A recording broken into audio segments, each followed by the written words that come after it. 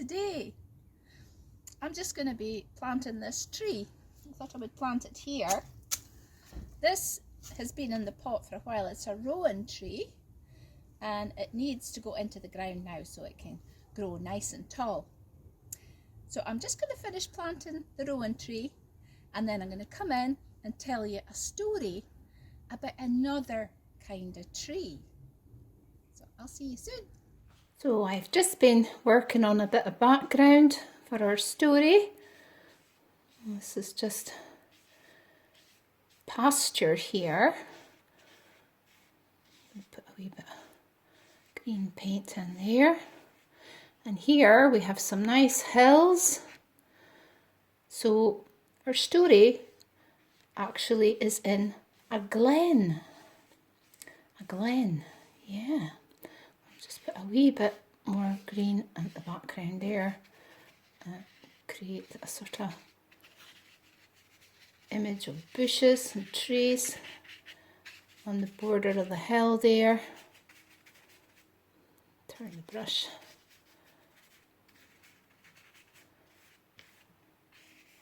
Now, and you can maybe see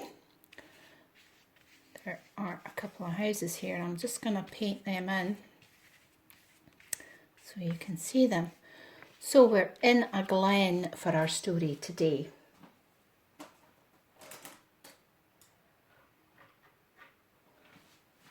So, paint on the roof of this house. So in the glen, there are just a few wee houses and a few families that live in the glen. And in those families, there are some children. And it's a happy place. People live simple lives, but they're very content and happy with the lives that they've got here. And it's a beautiful place, especially in the spring and in the summer. It can be a wee bit harsh in the winter, but people are prepared for that. I'm just going to give that door a wee bit of red.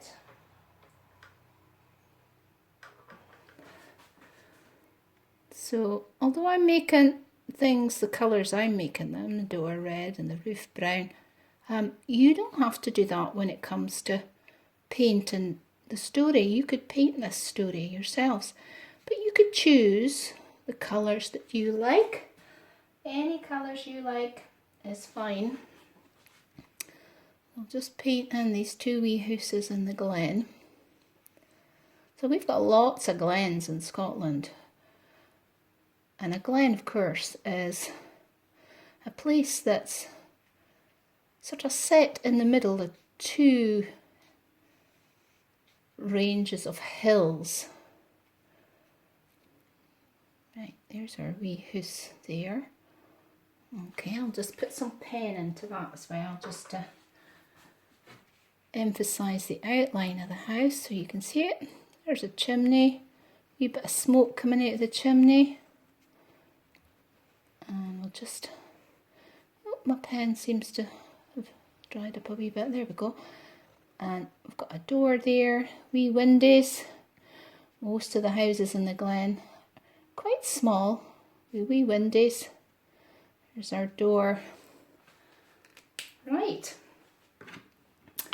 So in the glen, as well as the trees and the hills and these two wee houses, there are a few more houses in the glen, but the most important thing about this glen and this story is the next thing I'm going to paint in, which is this tree. So this tree is a very, very special tree. The strange thing about it is it seems to have two trunks.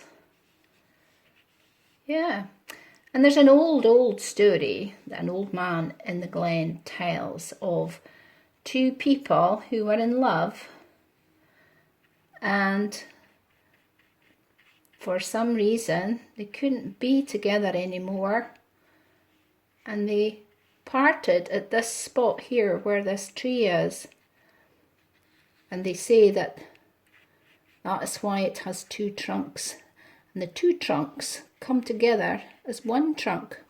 But that's not our story, that's just a wee side story. So I'm gonna just paint in the tree. I think while I'm at it I might go back to this door and just give it a wee bit of colour, because I don't know if you can see that door there. There we go. So it's a large tree and it's very, very old, and with a little story of its own. But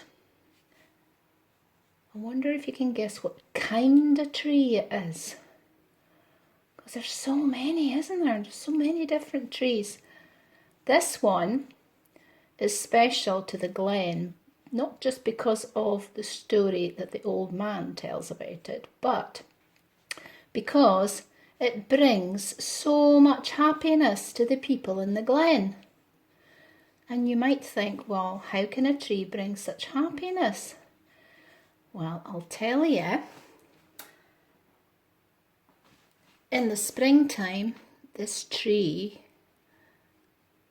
is so beautiful, really beautiful. And later in the year, it helps to feed the people in the glen.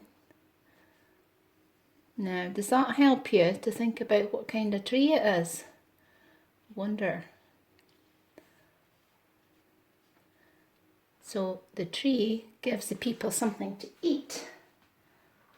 I'm just going to put in a suggestion of colour for the leaves here around the tree. Let's just give the tree a bit more shape. Yeah, have you thought yet what this tree might do to feed the people? Maybe you've got a tree in your garden that helps to feed you later in the year. Can you guess? Well, as soon as I've finished painting in the leaves of this tree, I'm going to show you something that will help you decide what kind of tree this is. But the tree in the springtime would bring lots of happiness to the children, because they would come to the tree and they would dance round it and sing and have lots of fun round it. And then later in the year, as I said, when the tree gave the people in the glen something to eat, everybody in the glen, including the children, would come and get the food from the tree. And that food could be made into lots of lovely things to eat. And it would keep them satisfied with nice things to eat in the winter time. So I'm just going to put a wee bit more colour down here around the tree.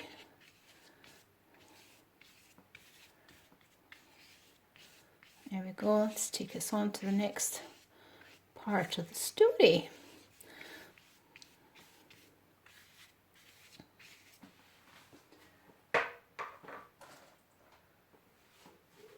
So here we have some flowers.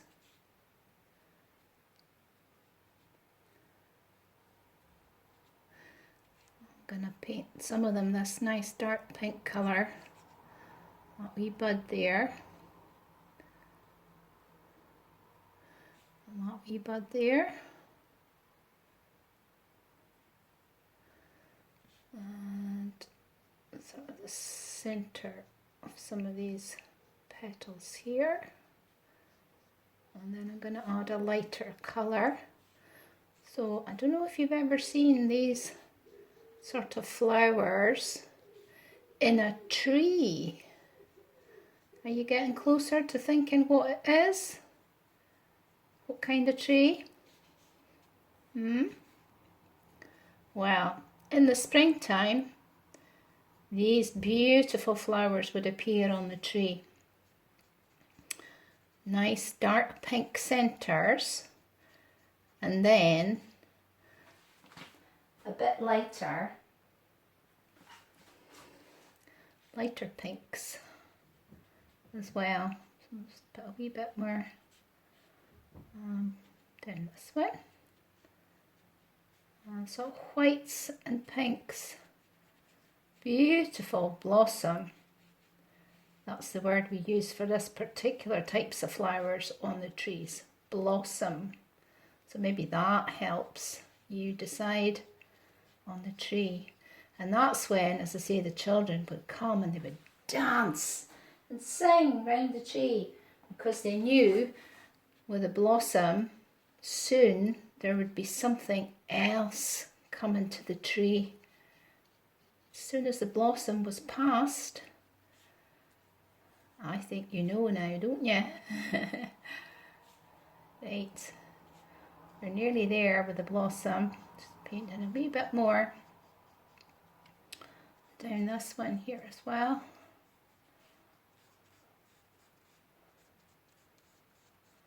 Need a wee bit more paint on my brush.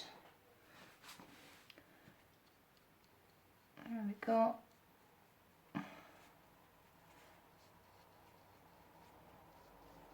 Right. Now, not all blossom is pink. Some of it is just plain white. But for the purposes of this picture, it's easier if I make things a colour that you can see. So hopefully you can see that lighter pinks there. Okay, and I'm just going to fill in the stem. Put this in as well so that you can see the stems and not just the blossom. There we go, there's wee buds there.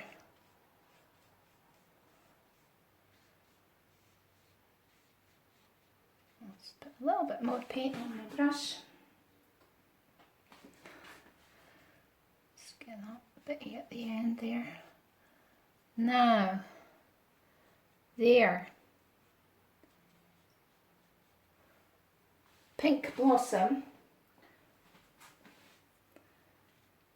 And we're just coming to the part where you will definitely know what this is all about. Now what I might do while we're heading there is just put a bit more colour at the top here on the sky. Here's the sky. Bit more colour up there, fill in this bit behind the tree.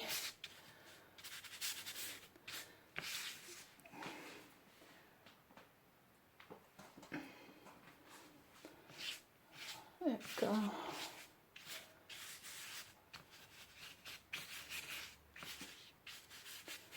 And a wee trick I use sometimes to create sort of cloud patches is just to use a tissue, something similar, and just blot out some of the paint. And that gives you an idea. Clouds, and different depths of colour in the sky.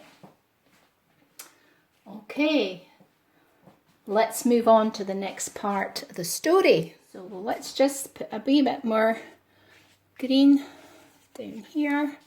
So this is mainly pasture here. So this is where they might have their cow out eating grass. The sheep can go higher up the hills, of course, because they like to eat sort of rough vegetation. There we go, that takes us to the blossom. Now, I'm going to put a wee bit more in the hills as well, colour. A wee bit more up here. This is part of our glen up here.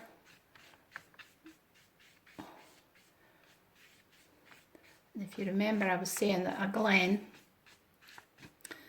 is an area that's kind of in the middle or in between two ranges of hills. Put a bit more. There we go. So you get greens and you get sort of rusty reds, all those sort of colours in the hills with the bracken. Yeah. I'm just going to put a wee bit more colour at the top of there, maybe just to suggest the tops of the hills, which kind of appear almost the same kind of faded colours, and sometimes blues and purples like the sky. There we go, so that fills in that wee bit there. Now we're gonna go to the next part, as I said before, the main part of the story. So here, this is definitely gonna help you decide on what kind of tree we're talking about. This is a lovely round apple. Yeah, that's right. Just gonna paint it in like that. So it's an apple tree. Cruamh uí, if you speak Gaelic. Yeah, Cruamh uí. And here's another lovely red apple here. So, as I said earlier, the beautiful apple tree fed everybody in the glen, and they could make wonderful things with the apples, as well as just eating them. I mean, you can just pick an apple from a tree and just enjoy the fruit, and they're so good for you. So I'm going to paint all these in so you can see them all. These lovely big round apples. I hope you like apples, but not all apples are red, mind you. No, because we get green apples as well, don't we? But I'm going to make mine red mostly. I'm going to add a bit more colour to them in a wee minute just to emphasise their shape. So here we have the lovely apples, and usually they're ready in the autumn, and that's when they would fall from the tree. So I'm just going to add a little bit of green here and there, just little patches.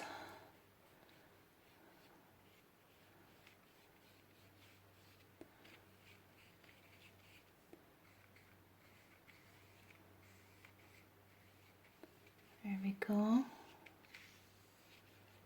Now, and of course we have the leaves of the apple. So I'm going to paint in the bottom of that apple. So here's a leaf here. But I don't know if you can notice, these apples are moving. So I'm gonna start looking behind these apples. This one, oh, who's behind there? This is one of the children from the glen. This is Ailey. And Ailey, with her friends, would go to the apple tree in the spring and dance round it when the blossom was out. Another one of our friends is behind this apple. Shall we see who this is? I'm going to turn it up. Oh, and there's Callum. And Callum would go with Ailey to the apple tree. And when it came to the autumn, they, with the other children, it's not going to stay up, there we go. They, with the other children, would go and collect the apples and eat some as they picked them. But this particular year, when they ran to get the apples, oh my goodness, there was a stranger at the apple tree. And the children were a bit frightened because they didn't know who he was. And the stranger said, "Get away from my apple tree. You can't pick those apples." And the children said, "It's not your apple tree. It belongs to the glen." But the stranger said, "If you come back here, I will make sure you don't get any apples. I'm going to build a fence round the apple tree because it's mine now." The children were very upset. They went home and they told their parents. And their parents said, "Well, I think he probably was just trying to scare you. He's not going to do that, I don't think." But the next time the children went back to the apple tree to try and get some apples, they discovered that the stranger had built a fence, and worse than that, there was a big scary black dog stopping the children from getting near the apple tree. It was terrible. Big scary black dog. Can you see him with a fence round the apple tree? And the stranger was there again, and he said, "Get away from my apple tree. These apples are not yours anymore." But the children said, "We've always picked the apples. You can't take them now." But the stranger insisted, and the children went home running to their parents. And they said, "I don't know what we're going to do, because that man thinks the apple tree belongs to him. And it's not. It belongs to the people of the glen." So, as I mentioned away at the start of the story, there was an old man in the glen, a very wise old man. Here he is, behind this apple. And he said, "We have to come up with a plan." And so, that night, they all sat round a fire. I'm going to paint this last apple. They all sat round a fire and they had a chat about what they could do. Well, there was lots of different ideas. I don't know, what would you do about the stranger saying the apple tree was his?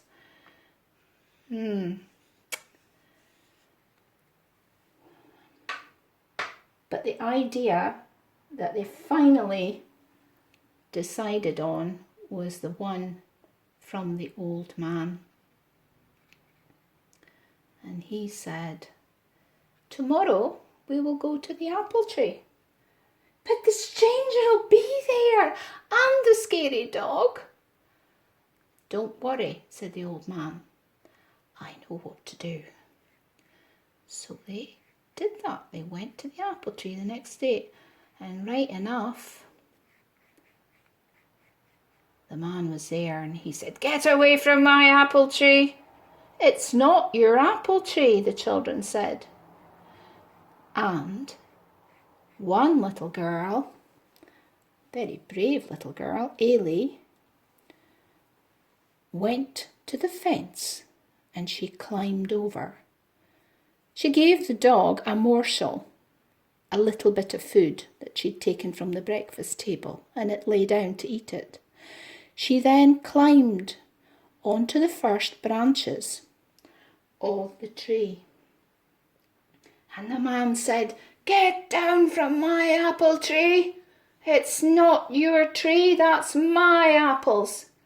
But Ailey went and she grabbed an apple and she started to eat it. The man shouted again, "Get away from my apple tree. You can't eat all those apples."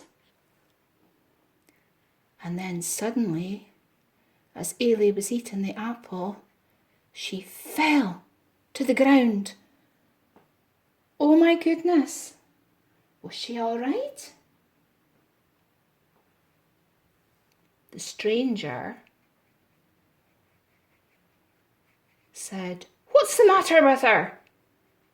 And the old wise man, here he is, his name's Angus, by the way. Angus went over to Ailey. Ailey lay still on the ground.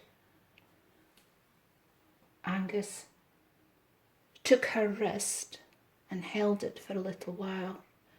Then he shook his head and he said, "Oh dear, I'm afraid she's got apple disease." "Apple disease?" said the stranger. "Yeah, the thing is, every 10 years, this tree suffers from a disease, and if you eat the apples, it makes you very, very ill." "Oh," said the stranger, and he gathered up his dog and he took down the fence and he went away with a very grumpy face. Angus picked up Ailey. Ailey's eyes opened and she smiled, a big smile. "We did it," she said. Callum ran over to her. "Are you okay, Ailey?" "Yes, I'm fine." Angus said, "We just tricked the stranger. He won't come back here again.